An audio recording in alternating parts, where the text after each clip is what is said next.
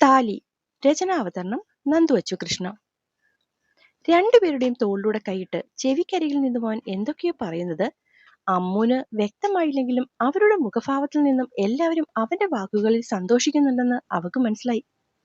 അപ്പോ ഒക്കെ പറഞ്ഞ പോലെ അപ്പു അവരിൽ നിന്നും അകന്നു മാറി കൈയുടെ സ്ലീവൊക്കെ പിടിച്ചിട്ട് അവരെ നോക്കി പറഞ്ഞു, ഓ ഉത്തരവ് പോലെ. ചിരിച്ചങ്ങോട്ട് മോഹനൻ അവന്റെ ചെവിക്ക് പിടിച്ചൊന്ന് തിരുമ്മി അവിടെ നിന്ന് പോയി. അപ്പേട്ടാ. മായമേ, അതെന്റെ പായസമാ, ഞാനിപ്പോ കുടിച്ചോളാം. അവളുടെ വിളി കേട്ടിട്ടും ശ്രദ്ധിക്കാത്ത പോലെ അവൻ മായ നിൽക്കുന്നിടത്തേക്ക് പോയി. മിത്തു, എന്താടി? അപ്പേട്ടൻ മിണ്ടുന്നില്ല ശ്രീകുട്ടി. അത് പിന്നെ തിരക്കായിട്ടല്ലേ?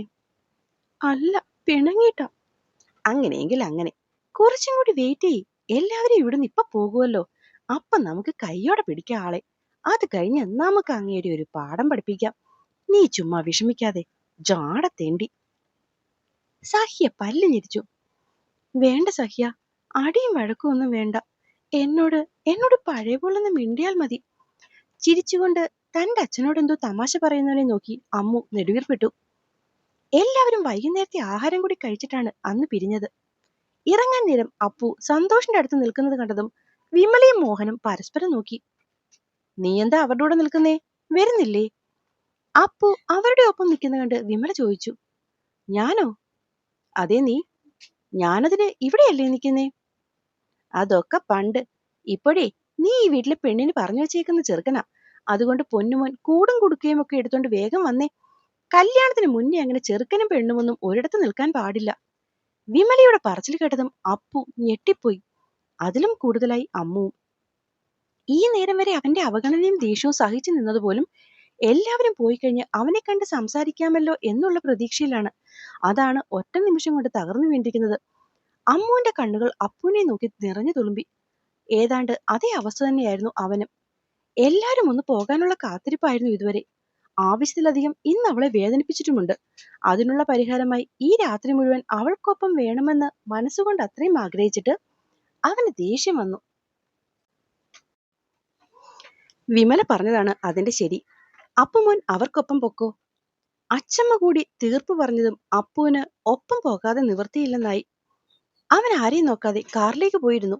അതേസമയം അമ്മു തലയണയെ കൂട്ടുപിടിച്ചു കഴിഞ്ഞിരുന്നു. ആ നേരം കൊണ്ട് സഖ്യയ്ക്ക് അവളുടെ അവസ്ഥയിൽ വല്ലാത്ത സങ്കടം തോന്നി. രാത്രി എല്ലാവരും അവൾക്കടുത്തേക്ക് വന്നെങ്കിലും അവള് തലവേദനയുടെ ഗുളിക കഴിച്ച് നേരത്തെ ഉറങ്ങിയെന്ന് പറഞ്ഞ് സഖ്യ എല്ലാവരെയും തിരിച്ചയച്ചു. സന്തോഷ് മോളെ ഒന്ന് നോക്കി പുതപ്പും പുതച്ചുകൊണ്ട് നെറുകയിലൊന്ന് തലോടി ഇറങ്ങിപ്പോയി. ഇന്നത്തെ ദിവസത്തെ ഓട്ടവും ബഹളവും കാരണം അന്ന് എല്ലാവരും നേരത്തെയാണ് ഉറക്കം പിടിച്ചത്. കരഞ്ഞു കരഞ്ഞ് ഏതോ ഒരു നേരത്താണ് അമ്മ ഉറങ്ങിയത്. മിത്തു, മിത്തു, എടി മിത്തു. എഴുന്നേറ്റേ. വയ്യടാ, തലവേദന എടുക്കുന്നു ശ്രീകുട്ടി. നെറ്റി താങ്ങി സഹിയുടെ വിളിയിൽ ഉറക്കച്ചാടവയോടെ അവൾ എഴുന്നേറ്റിരുന്നു. എന്താ ശ്രീകുട്ടി? ഒന്നുമില്ല, നീ പോയി മുഖം കഴുകിയിട്ട് വന്നേ. ഇപ്പോഴോ? ക്ലോക്കിലെ 12:30 നീങ്ങുന്ന സൂചിയിലേക്ക് നോക്കി അവള് ചോദിച്ചു. പറയുന്നത് കേൾക്ക് മിത്തു. അത് അനുസരിച്ചുകൊണ്ട് അവൾ ഒന്നും മിണ്ടാതെ മിത്തു ബാത്റൂമിലേക്ക് നടന്നു. കാരണം സഹിയോട് തർക്കിക്കാൻ പോയിട്ട് നേരെയൊന്ന് നിൽക്കാൻ പോലും അവളെ കൊണ്ടാകില്ലായിരുന്നു ആ നേരം. മുഖം കഴുകിയിറങ്ങി വരുന്നവളെ സഹ്യ അങ്ങനെ നോക്കി നിന്നു. വൈകുന്നേരം ഇട്ട ഡ്രസ്സ് പോലും മാറിയിട്ടില്ല. തലയിൽ ചൂടിയ പൂക്കളൊക്കെ മുഴുവനും വിടർന്നിരിക്കുന്നു. കൺമഷി ആകെ പടർന്ന് ആ മുഖം മുഴുവനായിട്ടുണ്ട്. സഹ്യ സൈഡിൽ കിടന്നിരുന്ന് തോർത്തെടുത്ത് തുടയ്ക്കാൻ പോയതും ഫോണ് വൈബ്രേറ്റ് ചെയ്യാൻ തുടങ്ങി. അവള് കയ്യിലിരുന്ന് തോർത്ത് പെട്ടെന്ന് കട്ടിലേക്കിട്ട് മിത്തുവിന്റെ കൈയും പിടിച്ച് പുറത്തേക്ക് നടക്കാൻ തുടങ്ങി. ശ്രീകുട്ടി, നമ്മളിത് എങ്ങോട്ടാ? ശബ്ദം വെച്ച് ആളെ കൂട്ടല്ലേ മിത്തു.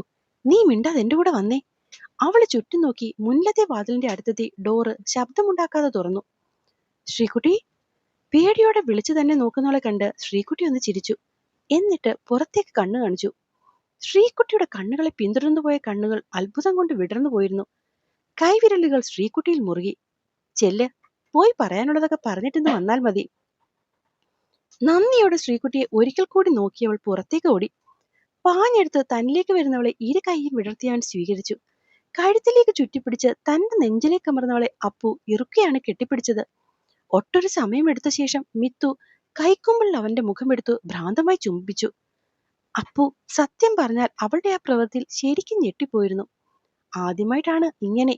ഇന്ന് വരെ ശരിക്കൊന്ന് ചേർന്നിരുന്നിട്ട് പോലുമില്ല. എപ്പോഴും തന്നിൽ നിന്നൊരു അകലം അവൾ കൃത്യമായി സൂക്ഷിച്ചിട്ടുണ്ട്. ആ അവളാണ്. അവന്റെ കണ്ണുകൾ നിറഞ്ഞൊഴുകി. അമ്മു. അവള് ഏങ്ങലടിച്ചുകൊണ്ട് അവന്റെ കഴുത്തിലേക്ക് പിന്നെയും മുഖമടുപ്പിച്ചു. അമ്മൂട്ടാ, മോളെ. അവൻ അവളെ അടർത്തി മാറ്റാൻ ശ്രമിക്കുമ്പോഴെല്ലാം ആ പിടി മുറുകിക്കൊണ്ടിരുന്നു. കുഞ്ഞെ, എടാ അമ്മൂട്ട, എന്നെ ഒന്ന് നോക്കടാ നീ. അവള് തല വെട്ടിച്ചുകൊണ്ട് അങ്ങനെ തന്നെ ഇരുന്നു. അവൻ പിന്നെ അവളെ ശല്യം ചെയ്യാതെ അതുപോലെ നിന്നുകൊടുത്തു. ഏറെ നേരം അങ്ങനെ നിന്നതും അവർ പിടിയയഞ്ഞ് പിന്നിലേക്ക് മാറി. അപ്പു അവളെ അതുപോലെ മുന്നിലേക്ക് പിടിച്ചു നിർത്തിയതും ഔച്ച്! അവളുടെ കൈ ഇടുപ്പിലേക്ക് പോയി. എന്തു പറ്റിയടാ? പിന്നെ കൈ അവിടേക്ക് പോയതും അപ്പുവിന്റെ കൈയും ഒപ്പം പോയി.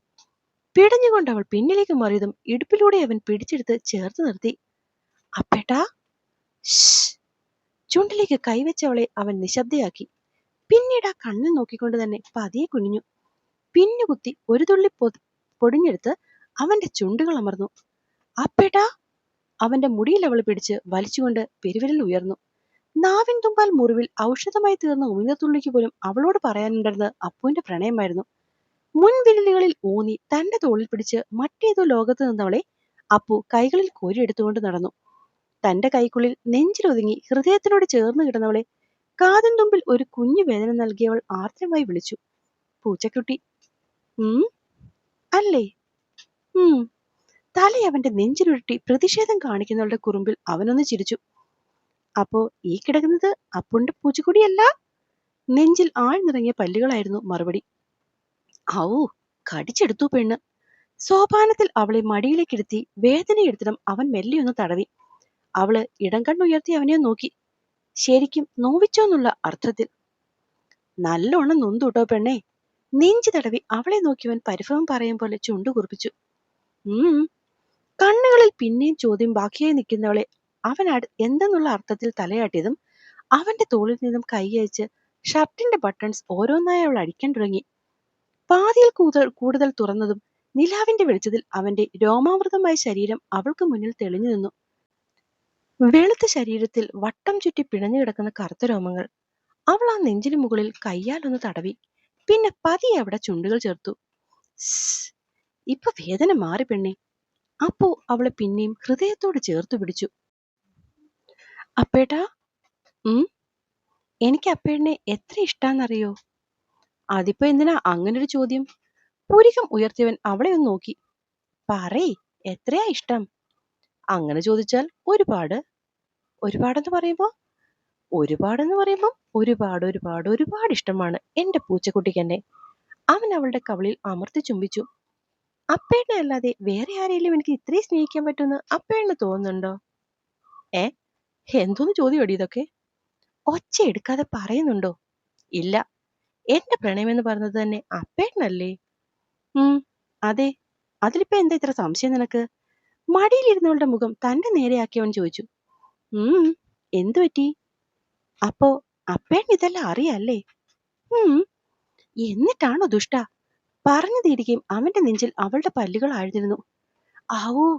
ആദ്യത്തെ ഒച്ചയെടുപ്പിന് ശേഷം ശബ്ദം പുറത്തേക്ക് വരാതിരിക്കാൻ അവൻ സ്വന്തം വാ പൊത്തി കുറച്ചു നേരം അങ്ങനെ ഇരുന്നു പോയി. വേദനയിൽ കണ്ണുകൾ നിറഞ്ഞൊഴുകി. അത് കണ്ടതും കണ്ണ് രണ്ടും താഴ്ത്തി അവന്റെ നെഞ്ചിലേക്ക് മുഖം ഒളിപ്പിച്ചവൾ കുനിഞ്ഞിരുന്നു.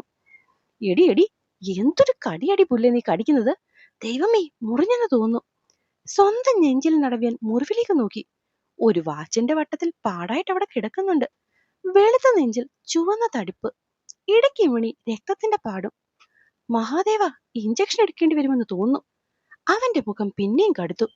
അവള് ഇടത് കണ്ണ് പൊക്കിയൊന്ന് നോക്കിയ ശേഷം കടിച്ചെടുത്ത് കുഞ്ഞു കുഞ്ഞു ഉമ്മകൾ കൊടുക്കാൻ തുടങ്ങി.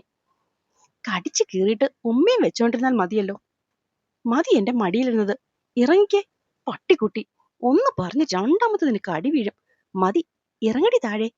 അവൻ അവളെ മടിയിൽ നിന്ന് ഇറക്കാൻ നോക്കുന്തോറും അവൾ അവനെ വട്ടം ചുറ്റിപ്പിടിച്ച് നെഞ്ചിൽ ഉമ്മ വെച്ചുകൊണ്ടിരുന്നു.